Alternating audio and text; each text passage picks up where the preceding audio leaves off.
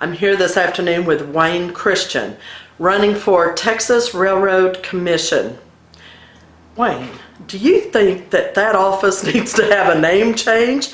Because it doesn't have anything to do with railroads at all. No, it doesn't, and it needs a good marketing campaign is what it amounts to. They need to put a distinguishing line underneath the title that will say Texas Oil, Gas, and Coal, because that's so important. But remember, this is the only agency that's 125 years old. Yeah. There's a lot of history. You know, you wouldn't retile the Alamo just because some people think about it, and that, you know, we've had that ruckus going on. But the Railroad Commission, for another thing, you have some contracts with the federal government that questionably, if you start changing the names on our end, could open up for EPA involvement. There's a lot of people smarter than me that have looked at that. So, no, I'm not for changing the name of the Railroad Commission, especially during the session we're about to have, and I'll explain a little bit of that maybe later on in the program.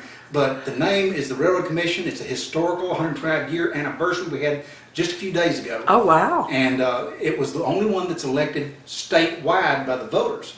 And there's a reason for that. There's a lot of importance. And Texas, if you remember Rick Perry's bid for the presidential election, continuously said the fact that is true. 2% growth during all the Obama term was a positive 2% annually during the last 7 years. It would have been negative without the state of Texas. And the basis for that budget of Texas has been oil, gas, and coal. Yeah, that's good. That's good. The terms are 6 years, I understand, and someone runs every 2 years, so it's a continuation and all. Well, let's find out about your background. What kind of experience are you bringing to the table to fill that role? Well, I'm proud to say that whenever the current commissioner chairman, Porter, decided he wasn't going to run, it was on a Thursday, and I received calls Friday, Saturday, and Sunday from former constituents, from people that I've served with in the Texas legislature, from people of the industry, asking me to run. And of course, I laughed with them and told them that, you know, I served 14 years in the Texas legislature. My wife was kind of thinking I should stay home a while. But I got to looking at what was going on and the importance of oil, gas, and coal. And also, so many of my neighbors are out of work. And the oil and gas industry is suffering right now. We have families that are having a hard time putting food on the table, people that are having to use what little savings they have just to pay the bills. And, you know, God gave me those 14 years of seniority in the Texas legislature. I served on the Energy Committee. Oh, good. I also served as Vice Chairman of Natural Resources. So I have oversaw the operations of the Railroad Commission from the legislative end for that 14 years that I was in the Texas legislature. And so I've had good experience in, number one, the legislative process, which is very important, especially to this next session for the Railroad Commission. Okay. So what would you say is the current status of our oil production in Texas? Well, the oil production is potentially there. The reason it's down right now is because of the price, and largely because our administration in Washington has not used the strength of diplomacy or anything else that he has at his hand to make sure that OPEC doesn't completely do anything they want to do. They've gotten no feedback in lowering those oil and gas prices. Then Mr. Obama also added Iran's entire oil supply to the market and just deluged the market with that oil supply. And then commodities are cyclical. You know, in a natural environment, there's going to be ups and downs. But I think it's been far exaggerated and escalated far beyond anybody's expectation, the downturn we've experienced. It's starting to come back up a little bit. And but the best thing that could possibly happen for oil and gas in Texas is a change in the White House. Oh, I thoroughly agree with that. Totally. It brings up an interesting point because Texas truly has, with the oil industry, is boom or bust continuously.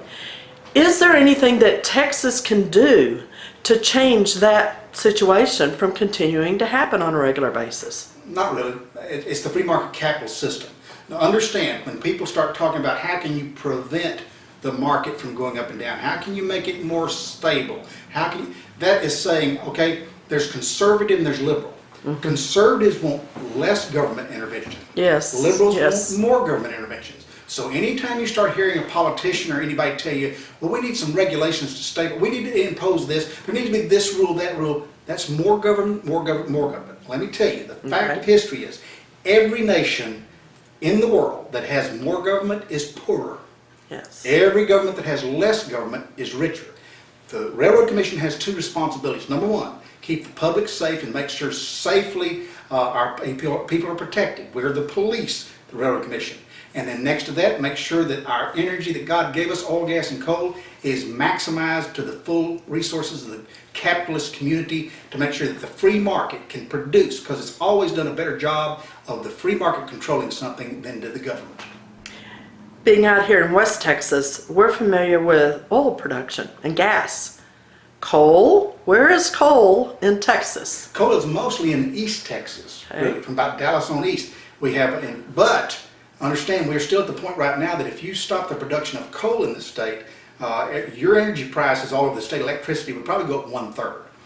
It's still a major producer of the natural resource in the grid of the state of Texas for the Public Utilities Commission. So it produces through the restrictions of the Railroad Commission, controls that coal. My opponent in this race has stated very clearly and that he is for the expelling of coal and coal's use in the system.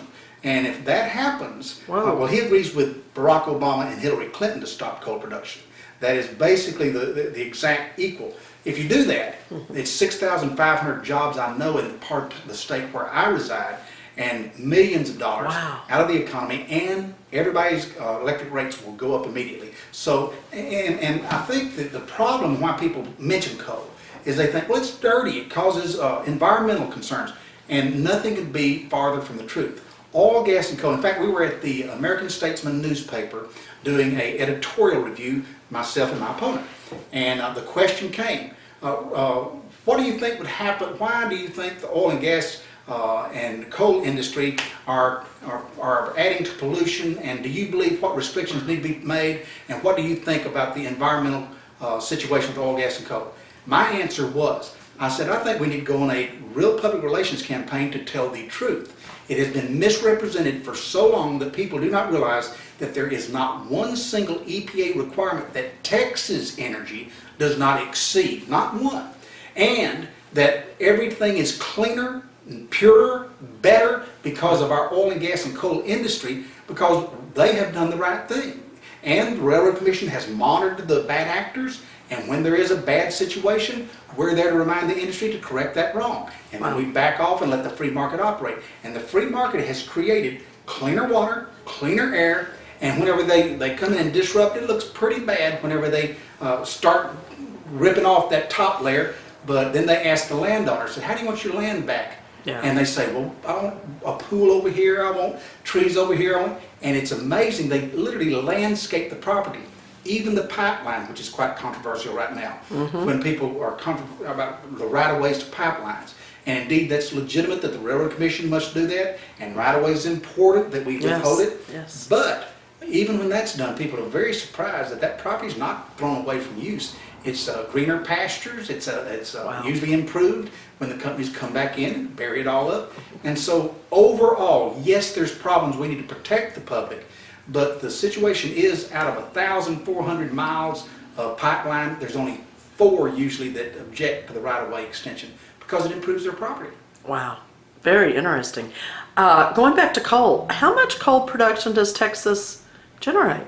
I don't know what the exact number is, but I just know that you got about 1/3 of the state that is generating coal, which is mostly East Texas again. Wow. And I would never have, I had no you have idea that Martin we Lake produced that's that lignite much. production, and what they do is they literally have these huge cranes that go and just strip the topsoil off and then strip the coal out, and then when it's over, the companies themselves come back in and overlay it to the specifications of the landowner.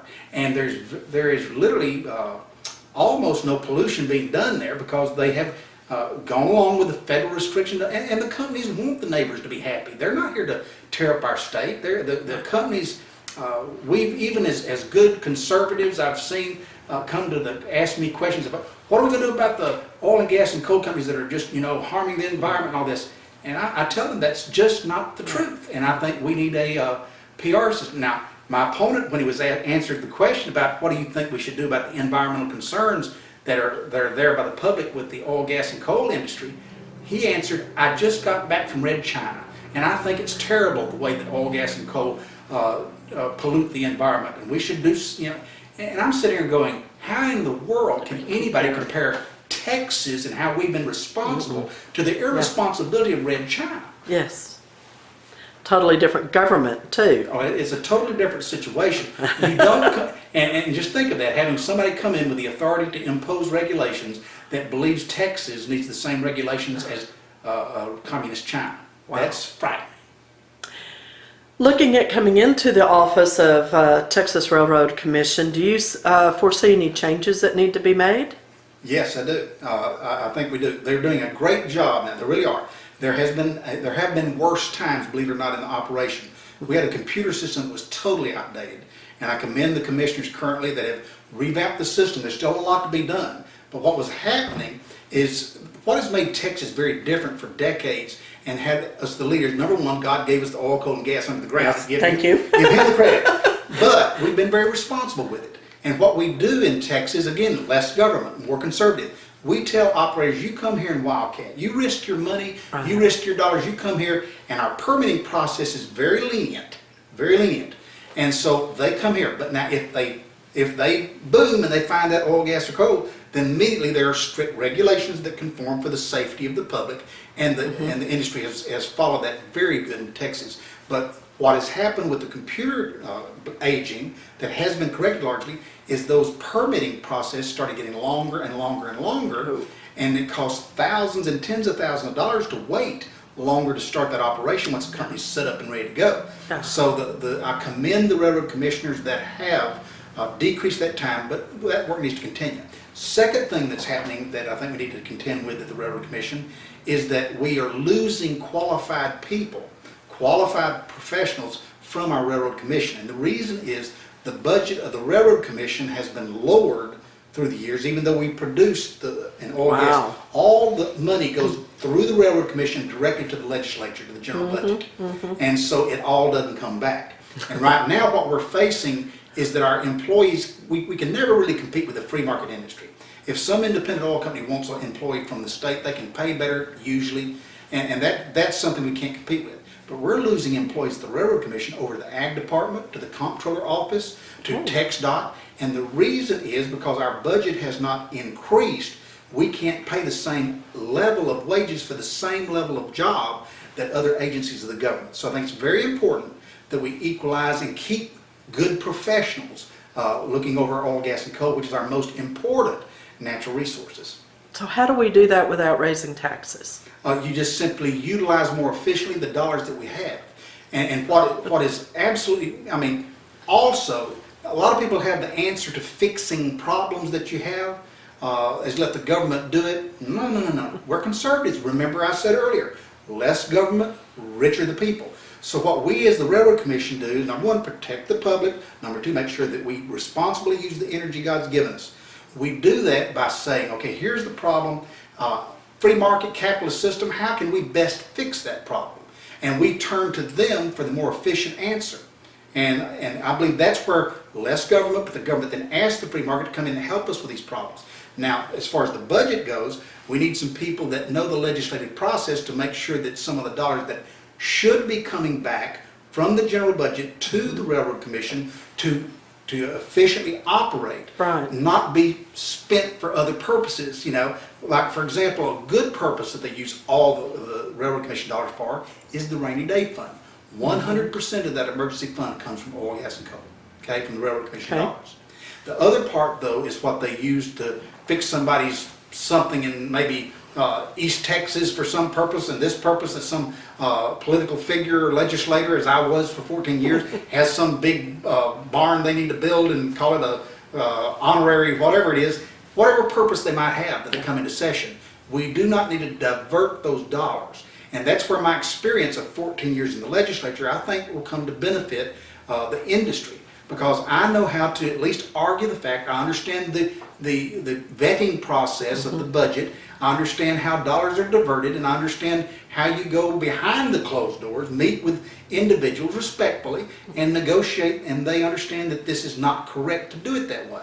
And that's a learned process of 14 years of experience that, and that's why I'm running for office, is because we face that. And there's another great issue that's coming before this particular session that many people are not aware of.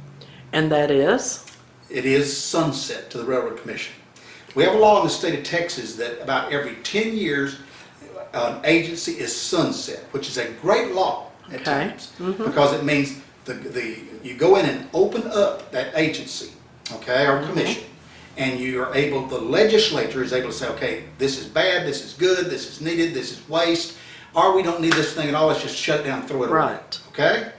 That's going to happen this January to the oil, gas, and coal industry of Texas. Wow. And it affects everybody in the state. If you care about your roads, your law enforcement, your public education, you're affected by that budget from Texas Oil and Gas and Coal. You bet. And it's going to be wide open for the third time trying to be settled. And there are many people, such as the EPA followers and the influence from Washington, such as the Sierra Club and some of the environmental extremists in East Texas, where we have trees, we call them tree huggers. And they are actually wanting to make it harder for people to drill, longer term to get those permits. They're wanting to make sure that green energy is what we go after, clean energy, and that they literally want to, as my opponent does, stop the production of certain natural resources that we have benefited from, like coal, for years in the state of Texas. If that's done during this next session, and understand, we also go in at a time that the oil and gas industry is hurting financially. So we will be weakened as an industry approaching sunset. So you have the environmental extremists that will be strengthened, plus with a low budget, just overall because the income is down for the state of Texas. Had one of the appropriation chairmen the other day in the newspaper said, the legislature will come in January and find that Santa Claus didn't leave them a whole lot in the sack. And they're talking about that there'll be less dollars, which means in the one session that we are less prepared financially as an industry to face sunset. We're going to have more attacks not only from the environmental extremists, but we're going to have attacks from other good purposes to take our money.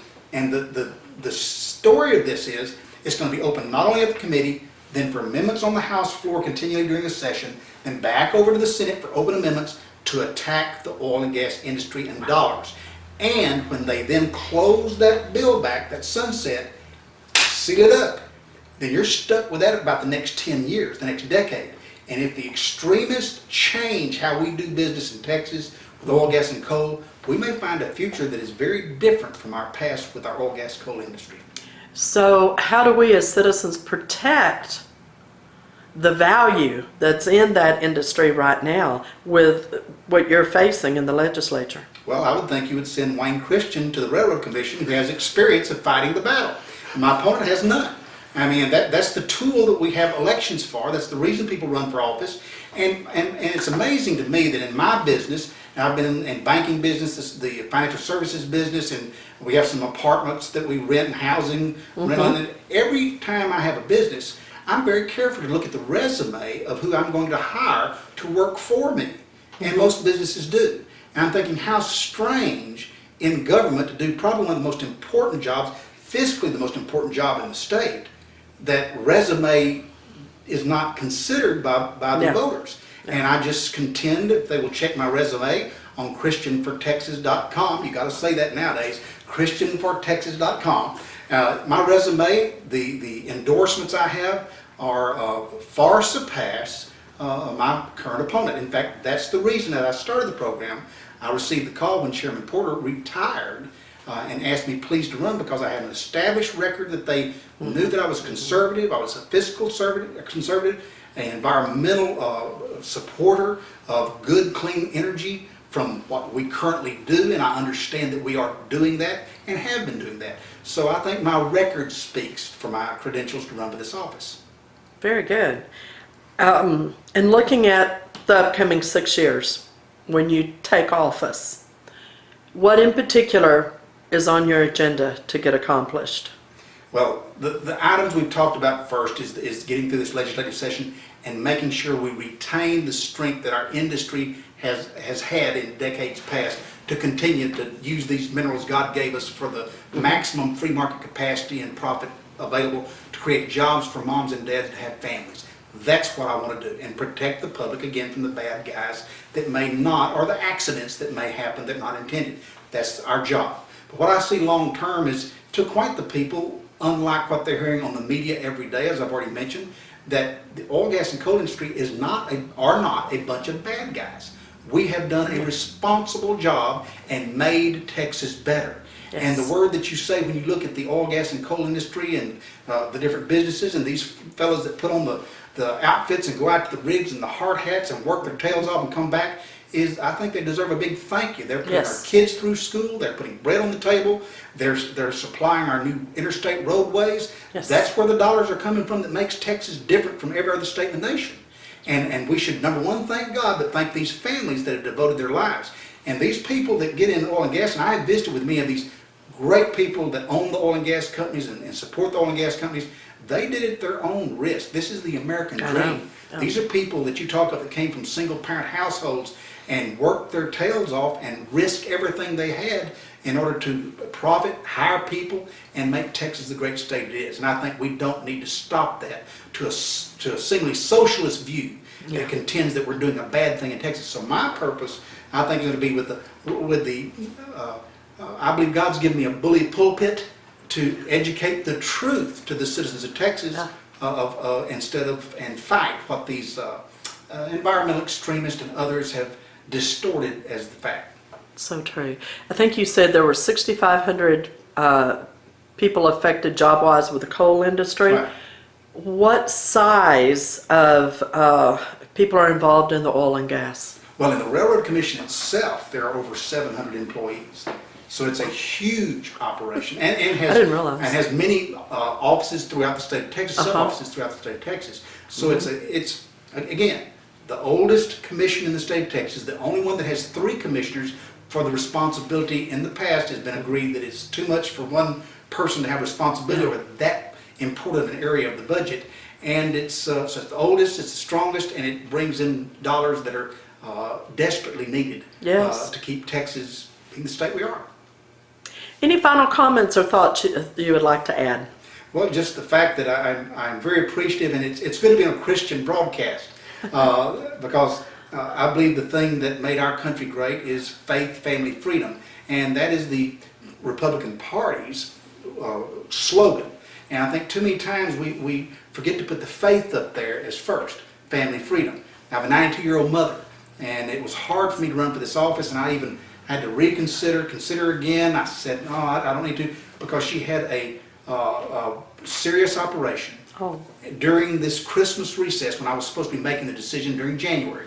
And she was confined. I had to confine her to a nursing home, and she's been at home. And you know how it is. I'm now the evil son that has locked my mother up, and I can truthfully tell you, I've experienced that raising a parent is much more difficult than children, and it's just hard to do that. But I understand and see these people every day, and I also see my mom and dad. My background is my mom and dad. My dad was a postal clerk. My mom worked at Center Plywood. And my mom couldn't afford to go to the football games and the basketball games because she had to go to the laundromat and put in the dimes to wash the clothes. And I prayed the good Lord would let my mom not have to work. One of my prayers at 16. And Dad was given the opportunity to buy the Enco station in Tenny Hall, Texas. And Mom came, and she and I would wash the cars and fix the flats, and Dad would sit there and would pump gas, and I'd wipe windshields. You know, we used to have service when you drive to the filling station. And I saw my dad the first month. I can remember this from years ago, writing checks for the monthly bills. And he said, Wayne, this is the first time I remember paying all these bills in my life. And so oil and gas means something to me very strong to what it means to the common family. And those are the people that I'm concerned about. I love the big companies and the guys that make the millions and all this, and want them to, because I'm a financial planner. I've been in the financial services industry for 30 years now, and I make my living off of buying IRAs, mutual funds, stocks, bonds, all this other stuff, and we want them to do great. But I'm concerned for those 600 people that were laid off last week from one company in Texas, the other thousands that have been laid off during this downturn. And my heart is to see that turned around as quickly as possible. Amen. So that families can once again put food on the table. Yeah, absolutely.